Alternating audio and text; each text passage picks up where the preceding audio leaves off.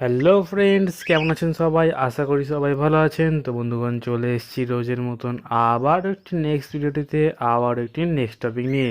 আর বন্ধুগণ, আজকের ভিডিওর টপিকটা হলো গ্রীষ্মকালে ককাটেল পাখির ব্রিডিং করাতে গেলে কী কী জিনিসগুলো লক্ষ্য রাখতে হয় সেই ব্যাপারে। তো ভিডিওটি অনেক গুরুত্বপূর্ণ হতে চলে, তাই স্কিপ না করে দেখতে থাকুন।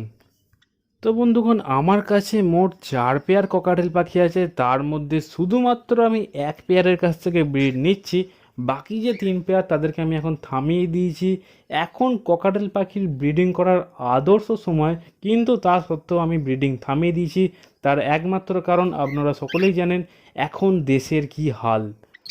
তো এখানে দেখতেই পাচ্ছেন দুখানা বাচ্চা হয়েছে, দুটো বাচ্চাই পাল ককটেল, এবং এদের হেলথও খুব ভালো হয়েছে, শরীর স্বাস্থ্যও খুব ভালো হয়েছে। শরীর স্বাস্থ্য ভালো হওয়ার একটাই কারণ, ভিটামিন বি কমপ্লেক্স। তো এই ব্যাপারে আমি ভিডিও খুব শিগগিরই বানাবো, বি কমপ্লেক্স কীভাবে দেবেন যাতে পাখির শরীর স্বাস্থ্য, পাখির বাচ্চার শরীর স্বাস্থ্য ভালো হবে, পা ঠিকঠাক হবে। তো এই ব্যাপারে আমি ভিডিও খুব শিগগিরই বানাবো। সেটা পেতে চাইলে চ্যানেলটাকে সাবস্ক্রাইব করে পাশে বেল আইকনটি প্রেস করে অল বাটনে ক্লিক করে দিন।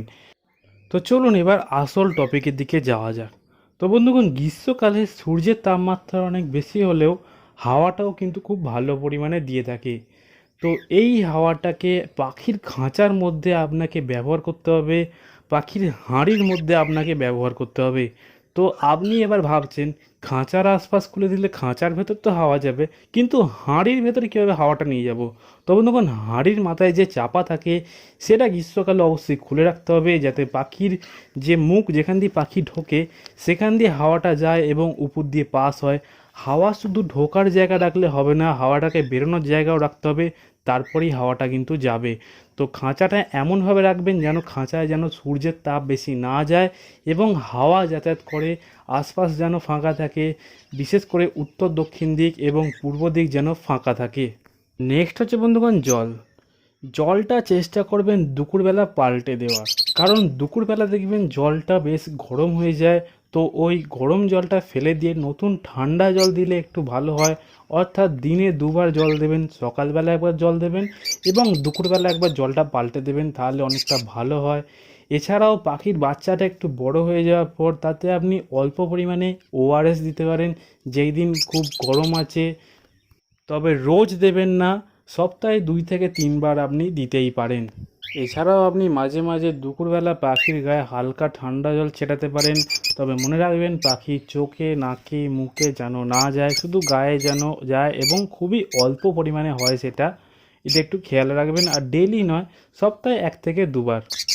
আর সবশেষে সবথেকে গুরুত্বপূর্ণ টপিক, যদি আপনার খাঁচাটা যেখানে আছে সেখানকার তাপমাত্রা 33 ডিগ্রি 34 ডিগ্রি হয়ে থাকে, তাহলে আপনাকে একদমই ভয় পাওয়ার কিছু নেই।